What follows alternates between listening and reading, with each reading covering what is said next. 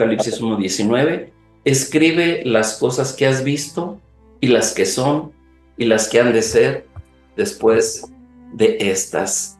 Qué maravilloso, ¿verdad? El poder iniciar este estudio con este versículo maravilloso. Según los datos históricos que tenemos, el autor de este maravilloso libro profético fue el apóstol Juan, el discípulo amado, el que se recostó aquella noche, ¿verdad?, en el corazón de Jesús ahí al lado para preguntarle quién le iba a traicionar. El hijo de Zebedeo y hermano de Jacobo. Zebedeo, recuerden, era pescador, ambos, Jacobo y Juan, le ayudaban, ¿verdad?, en la pesca y trabajaban junto con Andrés y Pedro, ¿verdad? Se dedicaban a pescar estos varones. Y bueno, pues también es Juan, el discípulo amado, el autor del cuarto evangelio y de las 3 epístolas, ¿verdad? Primera, segunda y tercera epístolas que encontramos un libro antes de Apocalipsis. Bueno, Judas, que es el que está entre las 3 epístolas y Apocalipsis. La fecha aproximada en la que se piensa que escribió fue aproximadamente entre el año 95-96, porque en el año 95, por orden del emperador malvado Domiciano, se hacía llamar Señor.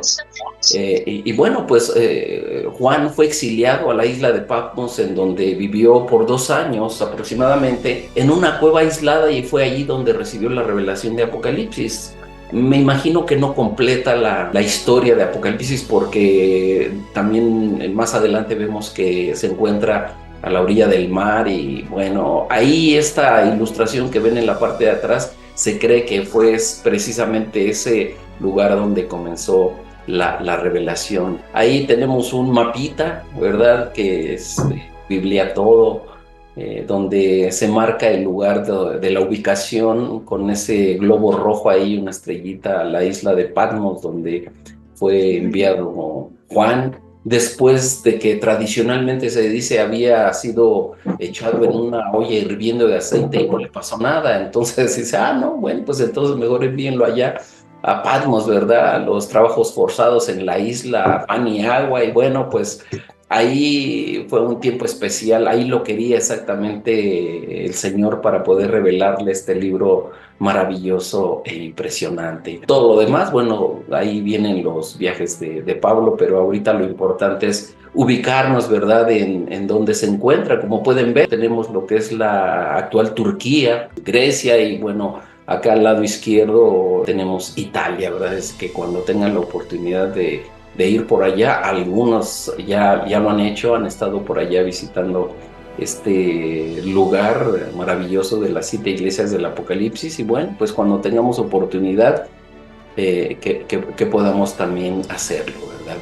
Y bueno, el libro de Apocalipsis, como dice aquí en la introducción, revela a Dios el Padre en toda su gloria y majestad, describiéndolo de una manera impresionante. ¿Cómo? Bueno, en primer lugar, como el Dios Santo. En Apocalipsis 4:8, ¿verdad?, nos dice ahí, y esta palabra la palabra santo habla de la idiosincrasia de Dios, de su perfección, pureza y bondad. Nuestro Dios es sin mancha totalmente, ¿verdad? Él vive en una plenitud, una pureza tal que cualquiera que mire, ¿verdad? Él dice en su palabra que cualquiera que le mire directamente caería fulminado. En segundo lugar, bueno, Apocalipsis también describe a Dios como el Dios eterno, ese Dios maravilloso que no tiene principio ni fin, que existe por sí mismo y que es nuestro Dios y es nuestro Padre. En tercer lugar, bueno, se describe, ¿verdad?, como el Dios soberano. Apocalipsis 4:11 se define como poseer el poder supremo final, y esto significa que el Dios soberano tiene completo control sobre todo el universo. No hay absolutamente nada que se le escape. El profeta Daniel dice que él gobierna todavía en el reino de los hombres y nunca ha dejado de hacerlo, y lo seguirá haciendo por siempre, desde la pasada eternidad hasta la presente y la futura eternidad. Apocalipsis también nos habla del Dios omnipotente, ¿verdad? Del Todopoderoso, del Pantocrátor, que todo lo puede. Él tiene todo el poder sobre todas las cosas, en todos los tiempos y en todas las formas, de tal manera que nosotros podemos estar confiados en que Él nos sostiene con su mano poderosa. Y también Apocalipsis nos habla del Dios verdadero, el único Dios verdadero que existe en triunidad. Tres personas divinas, ¿verdad? Que comparten la misma naturaleza y esencia en un Dios, Padre, Hijo y Espíritu Santo, que son tres en uno, como lo describe Primera de Juan 5:7. El mismo Juan nos hace esa descripción maravillosa. Y bueno, pues también nos habla Apocalipsis del Dios sabio, y eso significa que Él establece las mejores metas y planes para su gloria y el bien de las personas, y lo hace de manera perfecta e inescrutable. Así que Apocalipsis nos revela el día en el que todo va a ser nuevo. El Señor va a hacer nuevas todas las cosas, y toda aquella maldad que existe ahora no va a existir más. El universo será renovado, todo será hecho nuevo, y entonces habrá nuevos cielos y nueva tierra, de tal forma que gocémonos y alegrémonos, porque nuestra esperanza es una esperanza genuina, real, fidedigna, no es mentira, es verdad, porque nuestro Dios es un Dios maravilloso que revela su verdad maravillosa de una manera clara en la palabra, y nosotros creemos en ello, estamos seguros en ello. Esto nos lleva entonces al primer punto, ¿verdad? A la revelación de los títulos de Jesucristo. Hay 24 títulos. Entonces, estos 24 títulos que aparecen aquí, ustedes van a ir llenando la palabra ahí que hace falta, ¿verdad? Ya lo dijimos, en el primero es el testigo fiel. En el segundo, el primogénito de los muertos. En el tercero, el soberano de los reyes de la tierra. En el cuarto, el alfa y la omega. En el quinto, el primero y el postrero. El sexto, el que vive. En el séptimo, el que tiene las 7 estrellas en su diestra, el que anda en medio de los 7 candeleros de oro, el que tiene la espada aguda de 2 filos. En noveno lugar, el Hijo de Dios. En décimo, el que tiene ojos como llama de fuego y pies semejantes al bronce bruñido. El que tiene los 7 espíritus de Dios y las 7 estrellas. Y en el doceavo, el santo, el verdadero. De hecho, la imagen que ven allá en la parte de atrás es la isla de Patmos, ¿verdad? Ahí donde se le dio toda esta revelación al apóstol Juan. Y bueno, continuamos con el 13º, el que tiene la llave de David, el que abre y ninguno cierra, y cierra y ninguno abre. En 14º, el amén, el testigo fiel y verdadero. En el 15º, el principio de la creación de Dios. En el 16º, el león de la tribu de Judá. En el 17º, la raíz de David. En el 18º, el Cordero de Dios. En el 19º, el Señor santo y verdadero. En el 20º, el llamado fiel y verdadero. En el 21º, la palabra de Dios. En el 22º, el Rey de reyes y Señor de señores. 23º, el Cristo, Mesías, ungido. De hecho, esas dos palabras, tanto la griega como la hebrea, significan ungido. Bueno, reinando en la tierra con sus santos glorificados. Y finalmente, bueno, en el 24, Jesús, la raíz y el linaje de David, la estrella resplandeciente de la mañana. Esta es la revelación de los títulos de Jesucristo que Juan fue escribiendo cada vez que tuvo esta revelación, fue tomando nota, y vean qué descripciones tan maravillosas, y estas, bueno, las vamos a ir viendo, analizando una por una, ahorita solamente de manera general. Y en segundo lugar, bueno, tenemos el testimonio histórico de los padres de la iglesia de que Juan, el discípulo amado, el hijo de Zebedeo y hermano de Jacobo, fue el que escribió este libro maravilloso de Apocalipsis, porque hay muchas teorías y muchos en aquel tiempo. No quise poner a los negativos, simplemente mencionar que empezaron a decir que no, que Juan no lo escribió, o que había 2 Juanes, uno que se le decía el anciano y otro que era otro Juan, y bueno, había una gran confusión, ¿verdad?, al respecto, pero tenemos la plena certeza de que estos varones de Dios que recibieron la estafeta de los apóstoles para continuar ellos, ¿verdad? Con la predicación, la enseñanza, el discipulado, la oración en los siguientes siglos. Bueno, ellos concuerdan todos en que Juan escribió el libro de Apocalipsis. Y bueno, el primero que tenemos aquí, como pueden ver, es Policarpo, ¿verdad?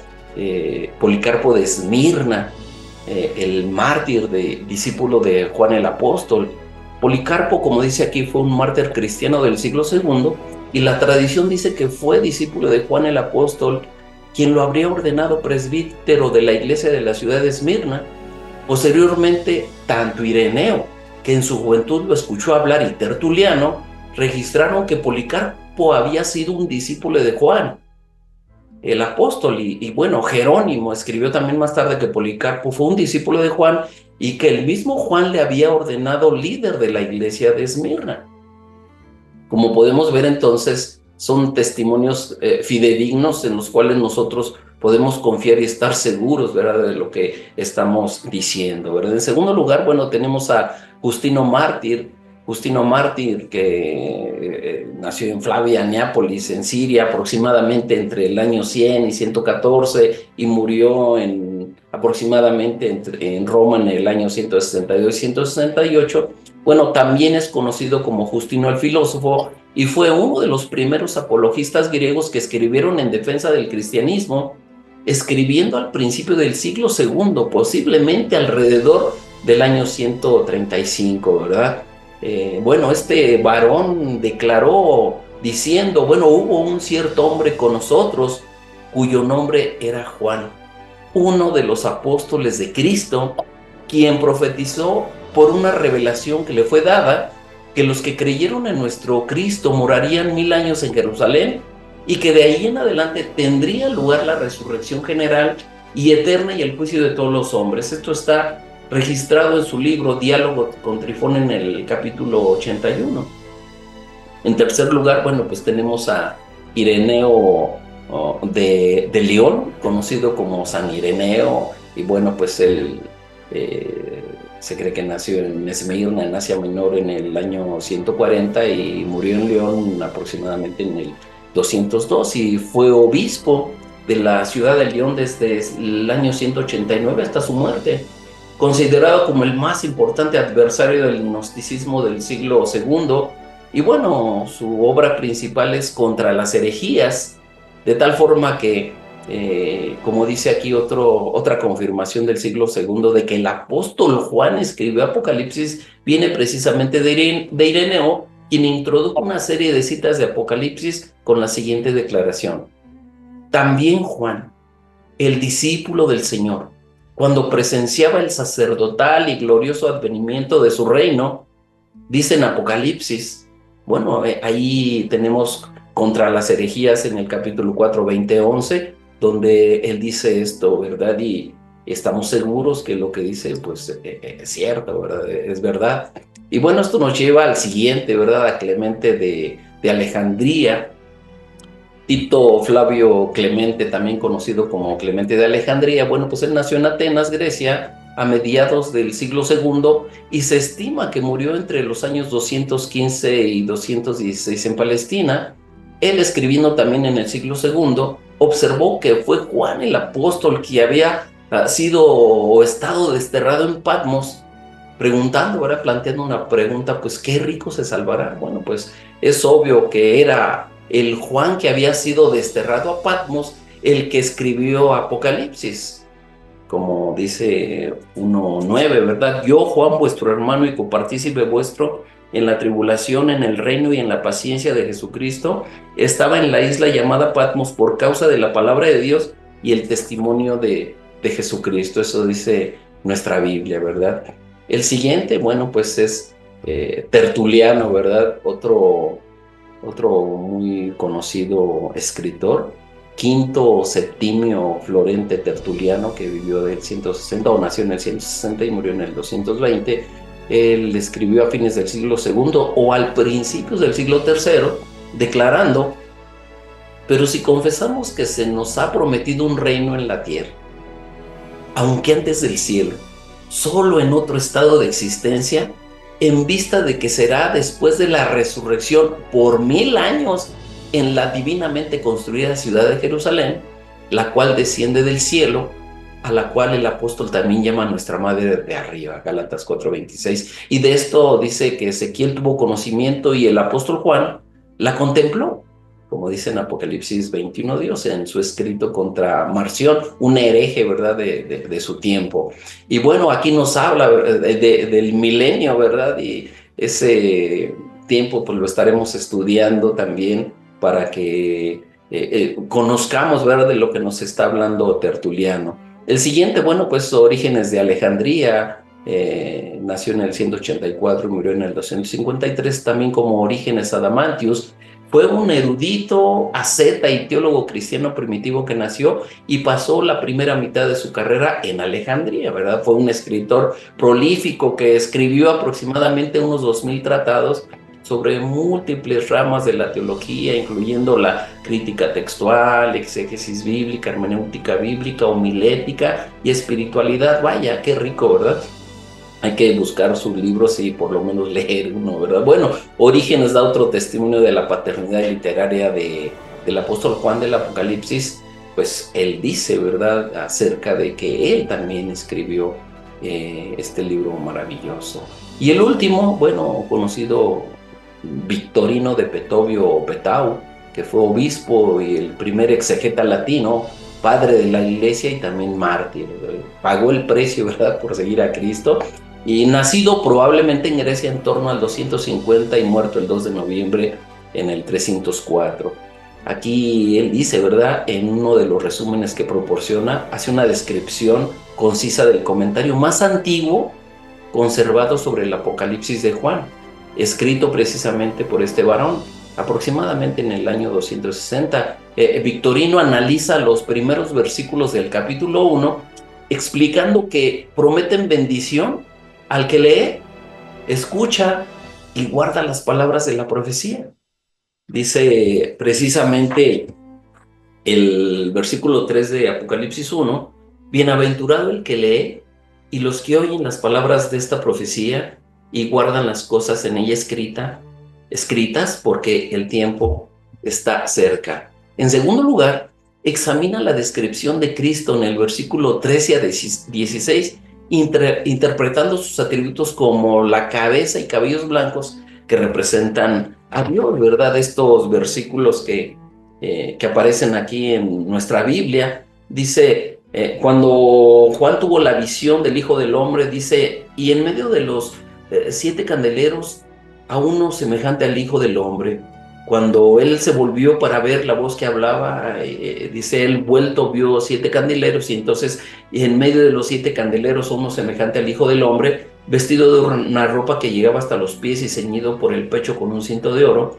Su cabeza y sus cabellos eran blancos como blanca lana, como nieve, sus ojos como llama de fuego, y sus pies semejantes al bronce bruñido, refulgente como en un horno, y su voz como estruendo de muchas aguas. Tenía en su diestra 7 estrellas, de su boca salía una espada aguda de 2 filos, y su rostro era como el sol cuando resplandece en su fuerza. ¿Qué fue lo que pasó? ¿Se acuerdan de este varón que en la última cena se recostó, ¿verdad?, en el pecho del Señor para preguntarle, Señor, ¿quién te va a traicionar? Bueno, pues en esta ocasión, cuando hizo y volteó, dice la palabra que cayó, ¿verdad?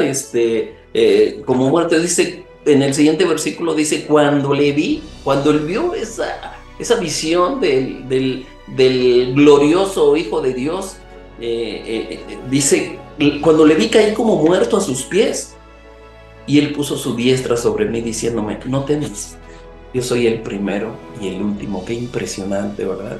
Cuando vino por primera vez el Señor, lo trataron de una manera terrible, rechazándole. A lo suyo vino y los suyos no le recibieron, mas a todos los que le recibieron, a los que creen en su nombre, les dio el derecho de ser hechos hijos de Dios, ¿verdad? Los cuales no son engendrados de sangre, ni de voluntad de carne, ni de voluntad de varón, sino de Dios, ¿verdad? De interpretación del Apocalipsis.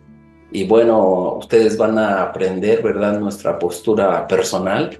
Y bueno, vamos a compartirla también con ustedes, pero queremos ver lo que piensa cada una de estas escuelas. Y como pueden ver, son textos pequeños. Y la primera, bueno, pues la escuela crítica, ¿verdad? La escuela crítica, usando criterios racionalistas, lo que hace es rechazar la inspiración y la canonicidad del Apocalipsis. Es decir, ¿saben qué? Ellos dicen, Juan no escribió el libro.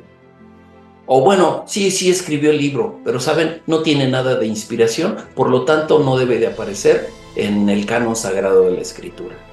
Esta escuela cree que el libro es producto de la mente humana de Juan y no de la revelación dada por el Espíritu Santo. Pero aquí vemos, ¿verdad? Aquí, cuando se dirige el Señor a él, en el versículo 19 que leímos, escribe las cosas que has visto y las que son y las que han de ser después de estas. Bueno, pues esta escuela crítica dice, no fue Juan. Bueno, entonces, ¿quién fue? Esto nos lleva a la siguiente escuela, la escuela alegórica. La escuela alegórica intenta encontrar el significado de Apocalipsis en el valor recóndito de las palabras humanas. Y esta escuela se desentiende totalmente de lo histórico y literal para buscar el significado espiritual y a veces lo misterioso del libro. Es decir, aquí se ha dado lugar, ¿verdad?, para escribir cosas que no dice la Biblia. La religión católica utiliza precisamente este sistema de interpretación, ¿verdad? Porque hay dos, el alegórico y el literal. Y bueno, el alegórico da pie para que se escriba una serie de cosas que depende de la imaginación del escritor. Pero bueno, nosotros seguimos el literal, ¿verdad? Por lo tanto, bueno, pues vayamos a la escuela número 3, ¿verdad? La escuela preterista. Esta escuela considera que el Apocalipsis tiene que ver con el Imperio Romano, en los primeros 3 siglos, ¿verdad? Y particularmente en el tiempo entre Nerón y Constantino. Ellos creían que Nerón era el anticristo, y estos preteristas afirman que el Apocalipsis, con la excepción de los 2 últimos capítulos, 21 y 22, se cumplieron en los días de Juan y no mucho después. Ahí pueden ver ustedes, ahí la isla donde anduvo Juan el Apóstol, ¿verdad? Esa es la isla de Patmos. Pues por ahí anduvo caminando o recibiendo la revelación del Señor. Estos preteristas consideran que pues eso ya tuvo cumplimiento. La siguiente escuela es la escuela histórica, y la escuela histórica cree que el Apocalipsis presenta un panorama de la historia de la iglesia entre la primera y la segunda venida de Cristo. Es decir, que la escuela histórica piensa que ahorita estamos en ese tiempo. Según esta escuela, la iglesia constituye el centro de la profecía del Apocalipsis. Y bueno, vayamos a la quinta, ¿verdad? La escuela tópica o cíclica. Esta escuela es muy parecida a la anterior, a la histórica, pues considera la mayor parte del Apocalipsis como una descripción de la historia de la iglesia, pero se diferencia de la escuela histórica en que ve solo un grupo de tendencias paralelas profetizadas. Esa es la gran diferencia con la anterior. Y bueno, llegamos a la escuela futurista, que es la escuela que estamos siguiendo, que es la escuela que estamos enseñando, porque la escuela futurista enseña que el mensaje de Apocalipsis se centra en la revelación personal, gloriosa, literal y judicial de Cristo. El Cristo glorificado que vio Juan, ¿verdad? Y ante el cual cayó como muerto. Bueno, pues el libro trata además de los acontecimientos que ocurrirán inmediatamente antes, durante y después de la aparición gloriosa de Cristo. Al final vamos a ver una tablita que nos va a ubicar mucho en esto que estamos viendo.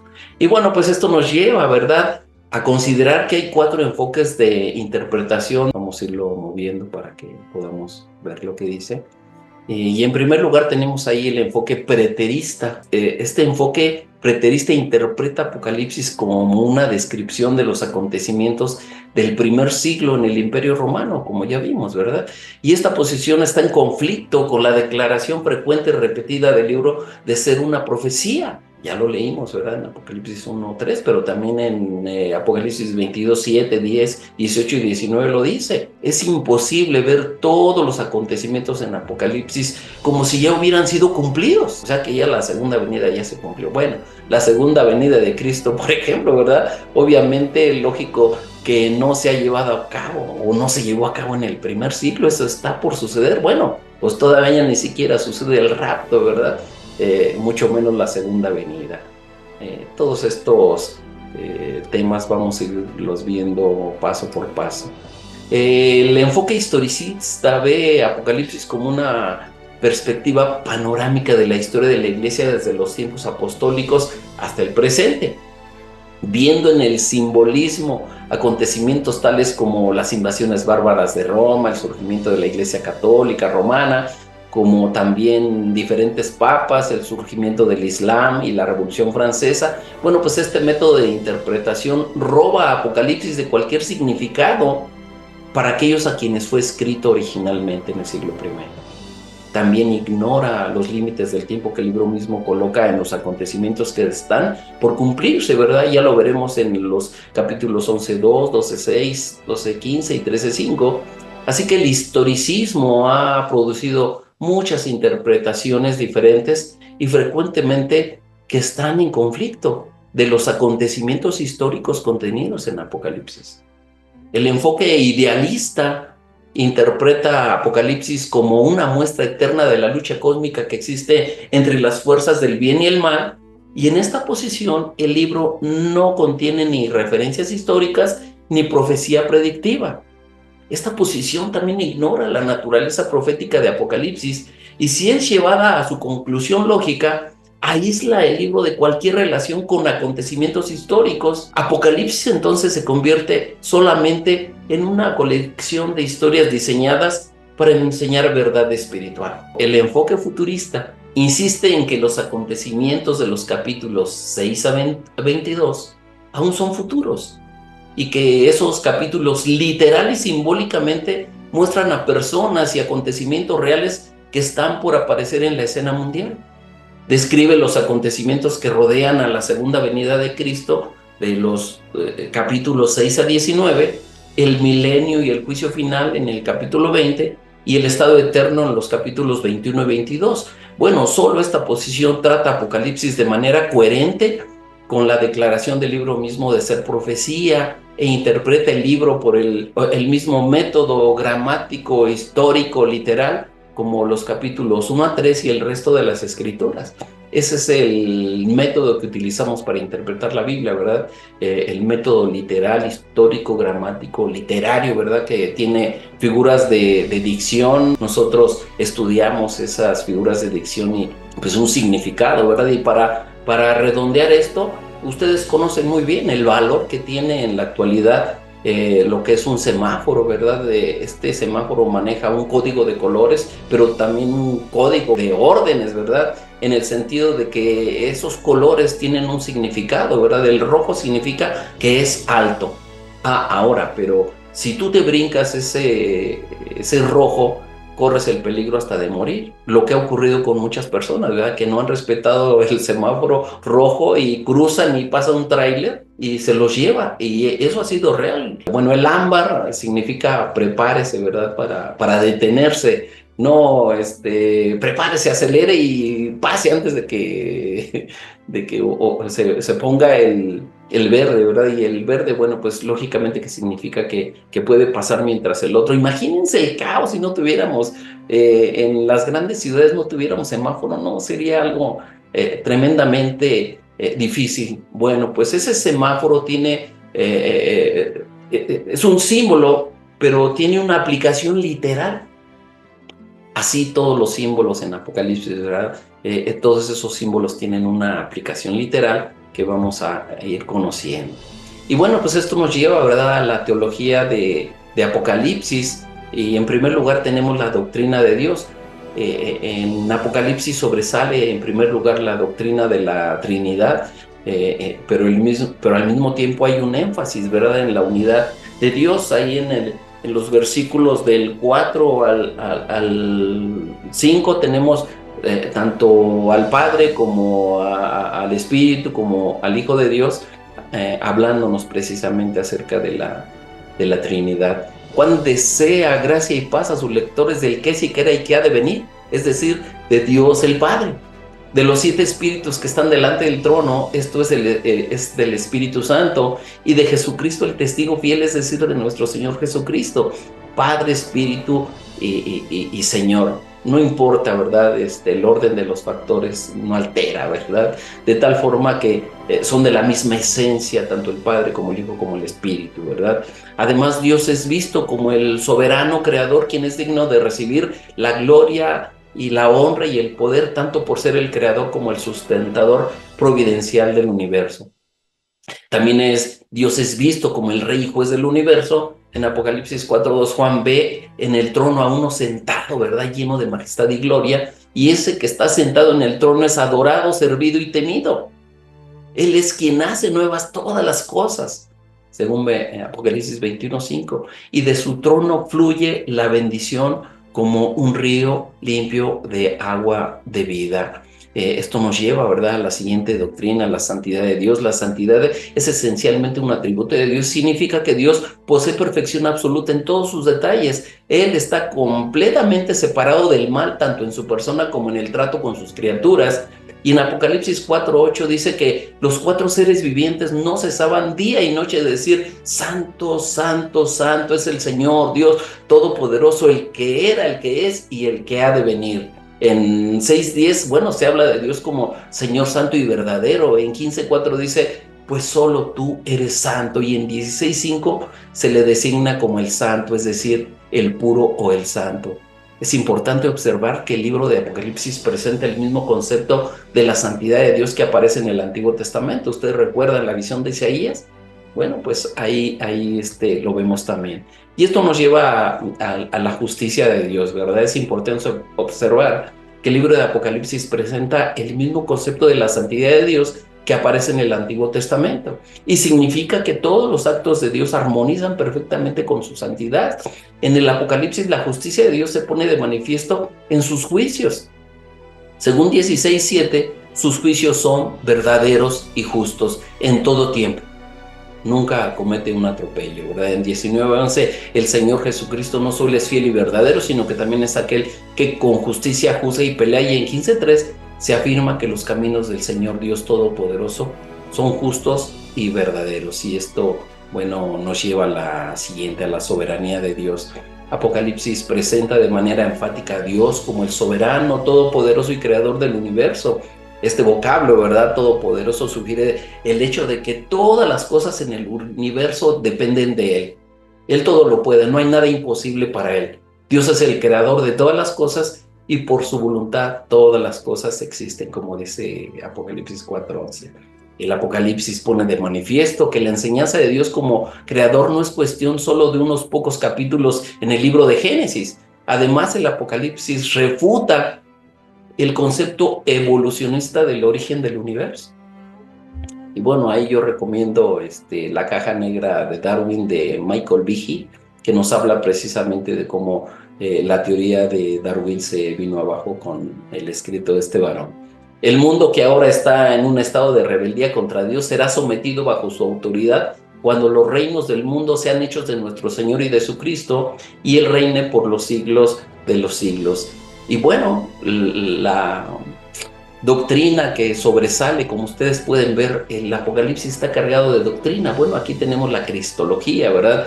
Este libro es la revelación de Jesucristo y por lo tanto es un tratado eminentemente cristológico, y puesto que el énfasis recae sobre el Señor glorioso y resucitado, hay poco respecto a su humanidad en el Apocalipsis. No obstante, es visto como a uno semejante al Hijo del Hombre, ¿verdad? Pero este término en Daniel es un término que se considera divino, ¿verdad?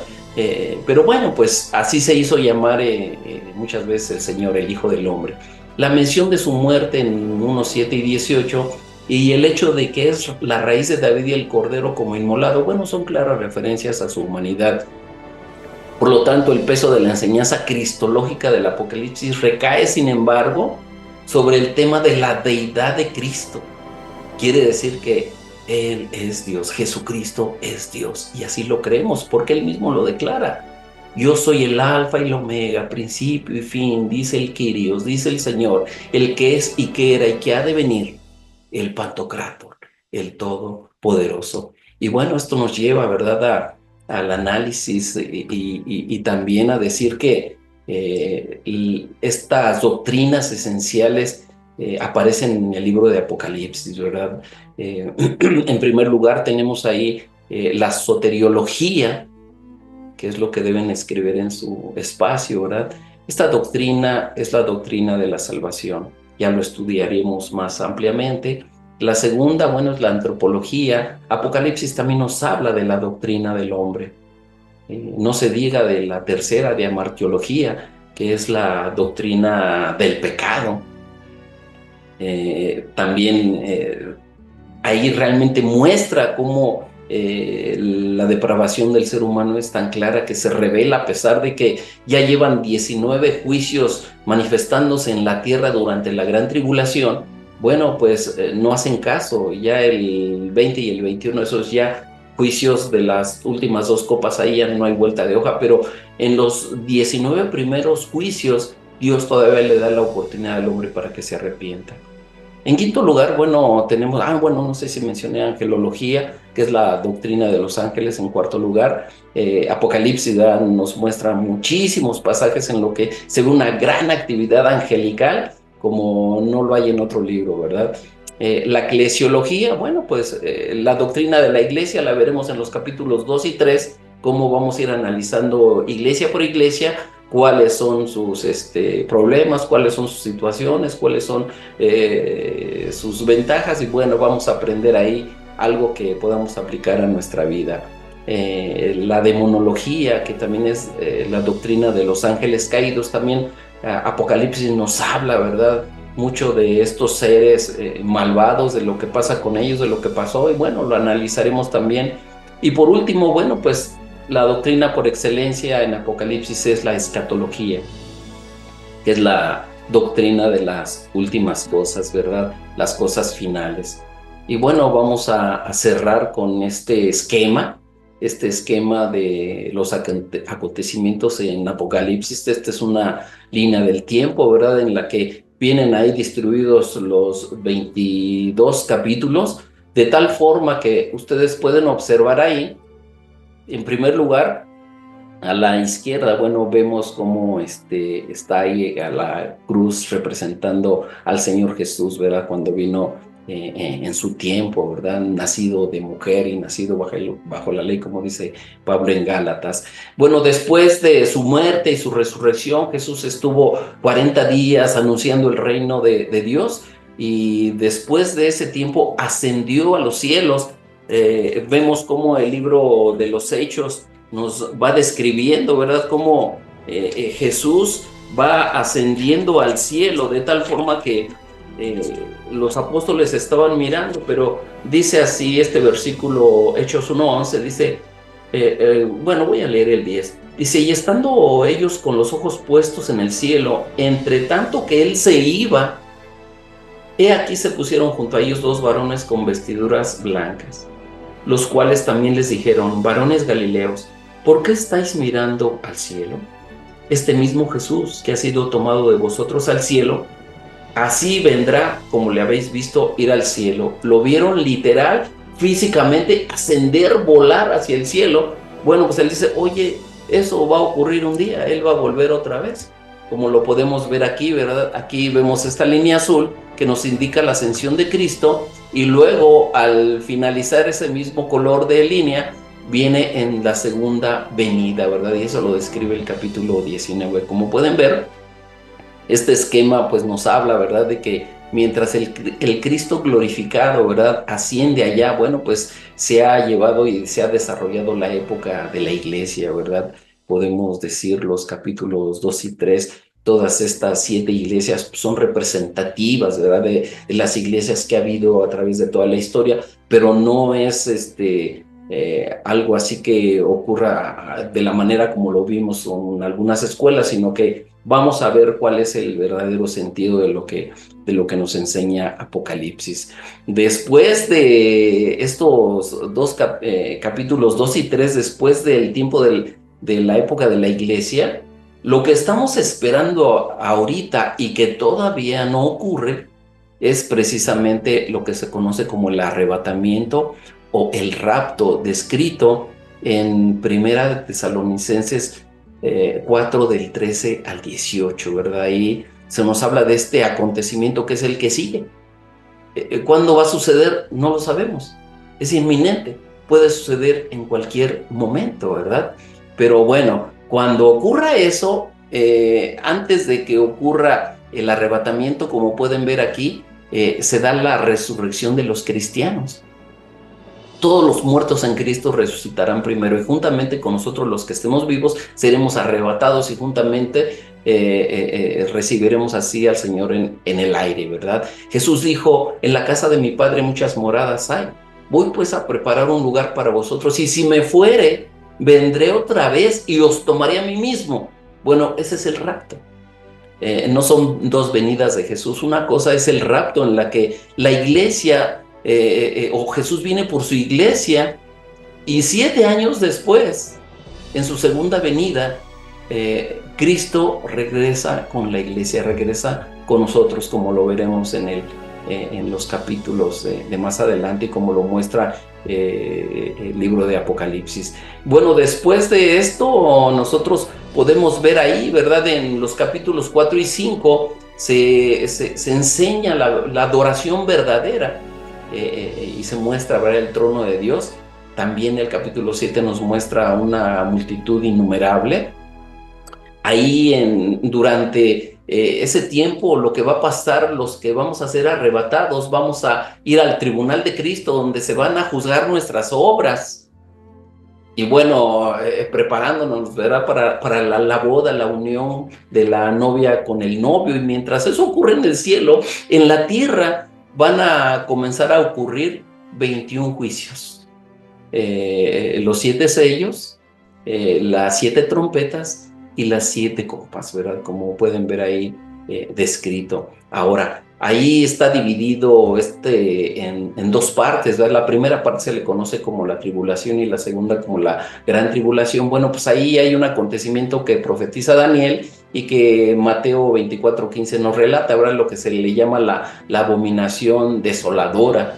Bueno, pues todo eso que va a ocurrir, vemos ahí durante el tiempo de las trompetas. Si ustedes pueden ver en el círculo de abajo, en el capítulo 9 se nos describe cuando se abre el infierno, ¿verdad? Se abre el pozo del abismo y ahí suben, ¿verdad?, seres demoníacos que van a atormentar por 5 meses a los seres humanos que vivan en ese tiempo, ¿verdad?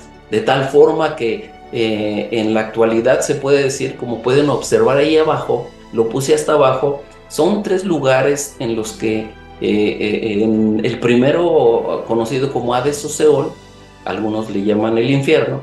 Bueno, ahí están los incrédulos muertos de todos los tiempos.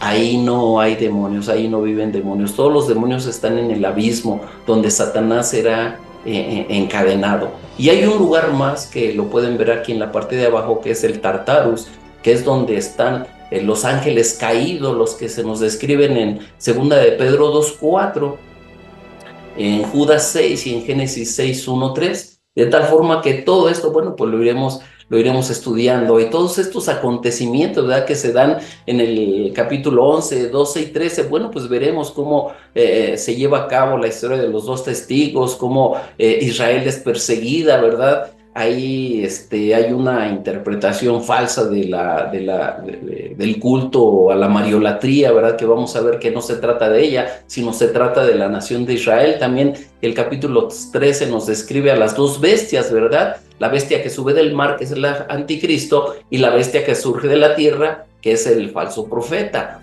Bueno, ahí también vemos en los siguientes capítulos, ¿verdad? En el 17, 18 y 19, cómo viene, cuando es en la segunda venida de Cristo, es la condenación de la gran ramera, ¿verdad? Y la destrucción de Babilonia, y cuando el anticristo y el falso profeta son enviados vivos al lago de fuego. Es el lugar que está preparado para el diablo y sus ángeles, en el que los incrédulos de todos los tiempos, todos los demonios con Satanás y los ángeles caídos van a terminar ahí.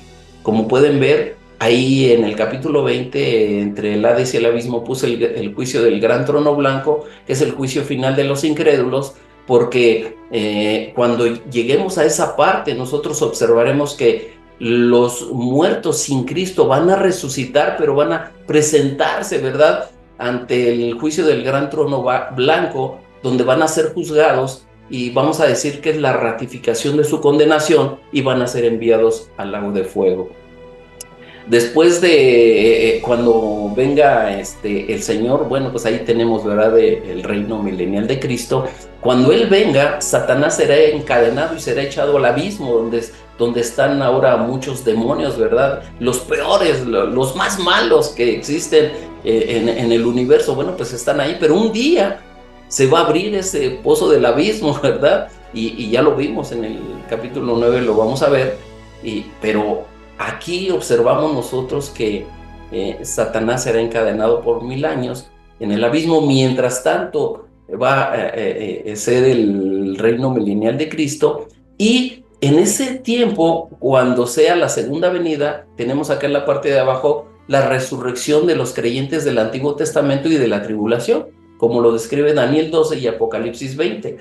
Acá en el capítulo 20 regresamos a la parte donde después del milenio todavía hay una rebelión de Satanás y bueno, va a ser suelto, ahí me faltó ponerle, ¿verdad? Va a ser suelto para llevar a cabo su última rebelión, y juntamente con naciones y hombres y pueblos y lenguas, bueno, se van a rebelar todavía contra Dios, pero finalmente, ¿verdad?, ya ahí serán echados al lago de fuego, donde previamente ya el falso profeta y la bestia fueron 1000 años antes enviados ahí. Y bueno, después de eso viene ya lo que es el estado eterno, que es con los cielos nuevos y la nueva tierra.